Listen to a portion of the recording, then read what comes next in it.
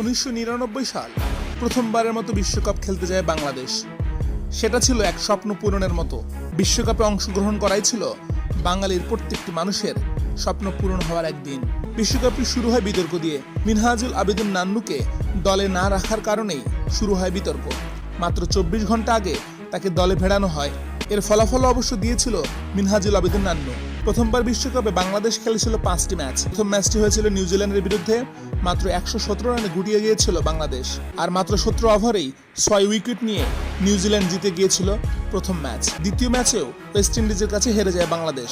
বিশ্বকাপের প্রথম জয় পায় বাংলাদেশ স্কটল্যান্ডের বিরুদ্ধে। সেই ম্যাচে মিনহাজুল আবেদীন নান্নু করেছিল 68 রান। আর বিশ্বকাপের প্রথম ম্যান অব দ্য ম্যাচ হন এই মিনহাজুল আবেদীন নান্নু। প্রথম বিশ্বকাপের পরের ম্যাচ অস্ট্রেলিয়ার সাথে বাংলাদেশ হেরে যায়। তবে বিশ্বকাপ যাত্রার সবচেয়ে বড় ঘটনাটি ঘটায় পাকিস্তানের বিরুদ্ধে ম্যাচের দিন।